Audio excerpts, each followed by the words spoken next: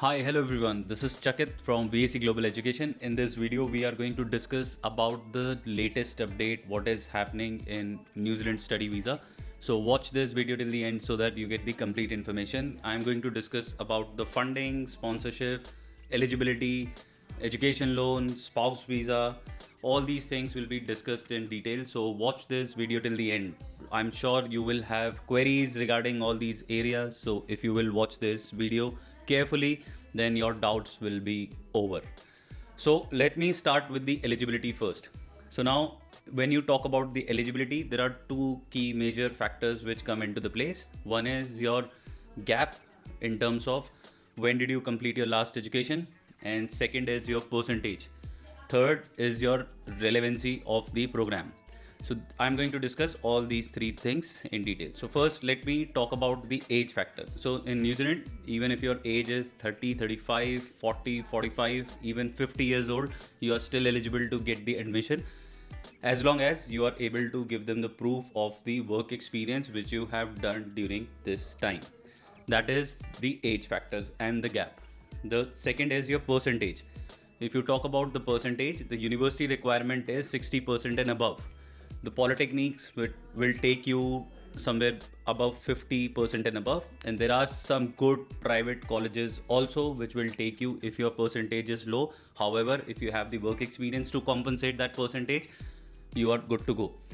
So this is one thing. Now a lot of students also have the question regarding, should we go to the university or should we go to a polytechnic or should we go to a private training institute? In my opinion, what you need to look at is the category of the college or the university which you are going to. So all the university falls under the category 1. Now polytechnic are categorized into category 1 and category 2. And then there are private colleges as well which have category 1 ranking, category 2 ranking. So in my opinion, as long as you are going to category 1 and category 2, you are good to go. You can choose any colleges based on the location as well as the fees, how much they are charging based on the categorization under which they fall. So NZQA has categorized each and every university, colleges and private institutes into the category 1, category 2, 3, 4. So as long as you are going into a category 1 and category 2, you are good to go. So currently the processing time for the New Zealand study visa falls anywhere between 1.5 to 2 months. This is where your visa officer is assigned. The visa officer assess your profile, and if they have any questions, they ask the agent or the student. So if they are asking the agent, it is none of your concern. The agents will give them the update regarding the query which they have raised. And if they have question which they need to ask to you, they might call you or email you. So you need to be prepared for the interview. So the current processing time remains the same. There has no update in the current processing time. Now, the main part, which is the funding part. So New Zealand requires at least 3 months old funds in order to grant you the visa. These 3 months old funds needs to be from a genuine income source. So you need to declare where you have got these funds from.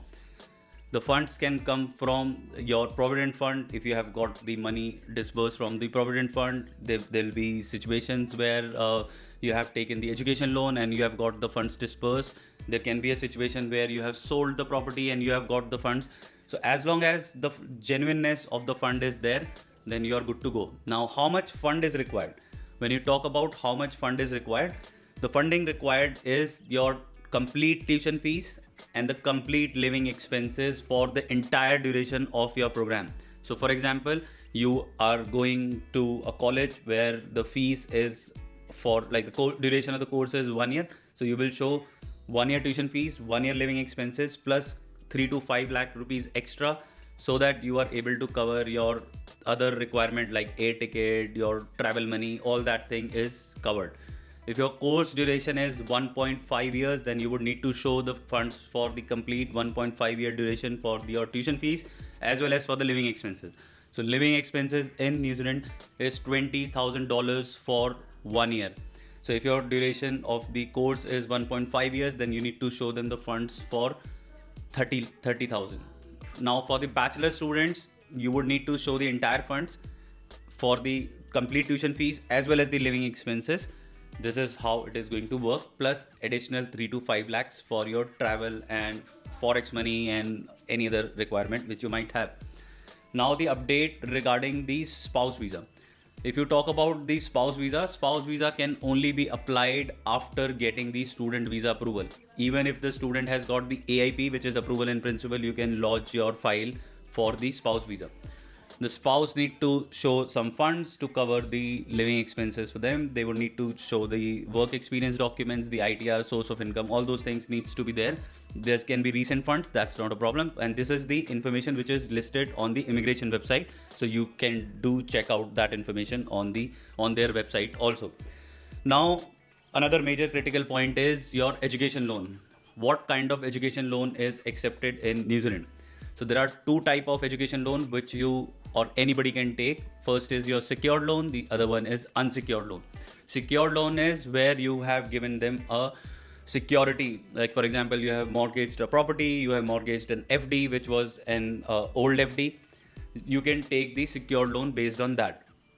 When you are taking the secured loan, you do not need to get the funds dispersed in the account. You can just show the property papers and to whom this property belongs, and based on that you can file your visa. But when it comes to the unsecured loan needs to be dispersed in your account before filing the visa, and you would need to justify on what grounds you have got the unsecured loan. Normally the unsecured loan is given to the people who have high ITRs or the annual income. So supporting your unsecured education loan, you would need to submit your ITRs, you would need to submit the annual income source, like where you are going to do the repayment of the loan, how you are going to service the loan. So as long as you are able to do that in an unsecured loan, you are good to go. So always remember this. And the last but not the least, what I'm trying to tell you here is that everything what you are trying to do in New Zealand student visa, you would need to give proof of each and everything. If you are submitting your file without giving them the proper proof, your visa will be declined. So you need to make sure that all the documentation need to be spot on in order to get the visa. I hope that I have made a lot of things clear. Please spread this video with your fellow friends and anyone you know who is planning to go for New Zealand student visa, so that they can also get these updates and they can also improve their visa filing. So thank you for watching this video. I hope that it was useful. If you have any questions, then write it in the comment section. If you have any concern, then do give us a call. The number is flashing on the screen and we will be more than happy to help you. Also, if you want to apply with us, we are just a WhatsApp away. There's a link given in the description through which you guys can get in touch with us, and we can help you with the entire process of getting you the student visa, be it your admission, be it your education loan, PCC, medical, SOP writing. We're going to help you with the entire process. So thank you for watching this video. If you've liked this, then hit the like button, share it with your friends and family, and subscribe to VAC. Thank you for watching this video. Bye-bye.